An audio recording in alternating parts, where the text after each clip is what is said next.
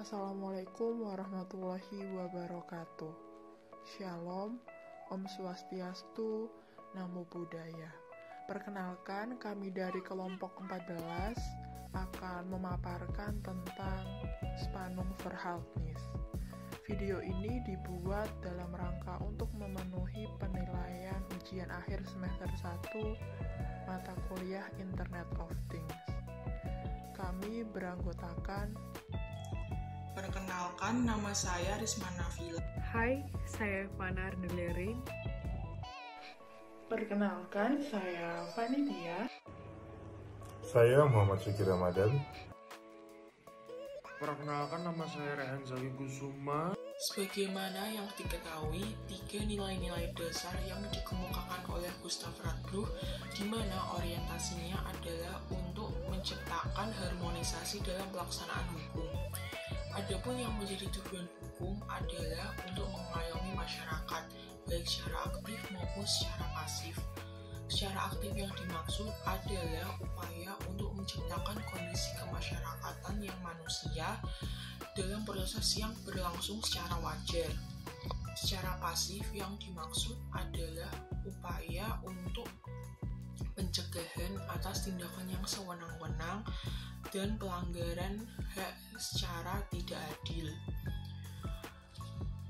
Usaha mewujudkan pengayoman ini di dalamnya diantaranya adalah untuk menjaga ketertiban dan keteraturan, untuk mewujudkan kedamaian sejati, untuk mewujudkan keadilan bagi seluruh masyarakat, dan untuk mewujudkan kesejahteraan bagi seluruh rakyat. Selanjutnya kami akan menjelaskan 3 nilai dasar yang dikemukakan oleh Gustav Radbruch. Yang pertama itu ada keadilan. Keadilan merupakan salah satu tujuan dari hukum, selain dari kepastian hukum itu sendiri dan kemanfaatan hukum. Sedangkan makna keadilan itu sendiri masih menjadi banyak perdebatan orang. Gustav Radbruch pernah menyatakan dalam bahasa Jerman, Recht ist eine Wille zur Gerechtigkeit, yang artinya hukum adalah kehendak demi untuk keadilan. Hukum adalah alat untuk menegakkan keadilan dan menciptakan kesejahteraan sosial. Tanpa keadilan sebagai tujuan utamanya, hukum akan terperosok menjadi alat pembenar kesewenang-wenangan mayoritas atau pihak penguasa terhadap minoritas atau pihak yang dikuasai. Itulah kenapa fungsi utama dari hukum pada akhirnya hanyalah untuk menegakkan keadilan. Keadilan merupakan tujuan hukum yang paling penting. Bahkan banyak yang berpendapat bahwa keadilan adalah tujuan hukum satu-satunya.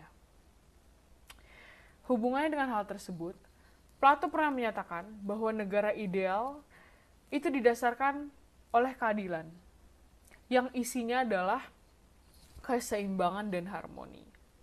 Harmoni yang dimaksud di sini adalah warga hidup sejalan dan serasi dengan tujuan negara, di mana masing-masing warga menjalani hidup secara baik sesuai dengan kodrat dan posisi sosialnya masing-masing. Nilai dasar hukum yang kedua adalah nilai kemanfaatan, di mana para penganut aliran utilitas menganggap bahwa tujuan hukum semata-mata untuk memberikan kemanfaatan atau kebahagiaan yang sebesar-besarnya bagi sebanyak-banyaknya warga masyarakat. Penanganannya didasarkan pada filsafat sosial bahwa setiap warga masyarakat mencari kebahagiaan dan hukum merupakan salah satu alatnya. Salah seorang tokoh aliran utilitas yang paling radikal adalah Jeremy Bentham, yaitu seorang filsuf, ekonom, yuris, dan juga reformer hukum yang memiliki kemampuan untuk memformulasikan prinsip kegunaan atau kemanfaatan tersebut menjadi sebuah doktrin etika yang dikenal sebagai utilitarianism atau mazhab utilis. Prinsip utility tersebut dikemukakan oleh Jeremy Bentham dalam karya monumentalnya yang berjudul Introduction to the Principle of Moral and Legislation pada tahun 1789, di mana Jeremy Bentham mendefinisikannya sebagai Sifat segala benda tersebut cenderung menghasilkan kesenangan, kebaikan, atau kebahagiaan, atau untuk mencegah terjadinya kerusakan, penderitaan, atau kejahatan, serta ketidakbahagiaan pada pihak yang kepentingannya dipertimbangkan.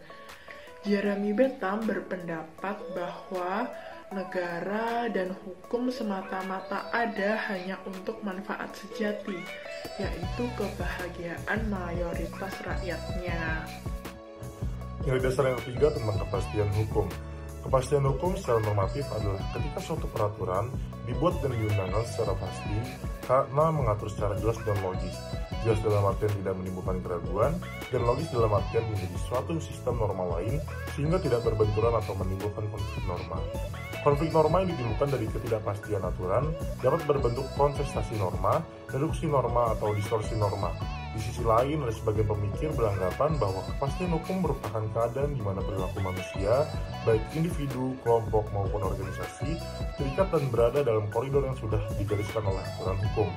Secara etis, pandangan seperti ini lahir dari kekhawatiran yang dahulu kala pernah dilontarkan oleh Thomas Hobbes, bahwa manusia adalah serigala bagi manusia lainnya. Manusia adalah makhluk yang beringas yang merupakan suatu ancaman.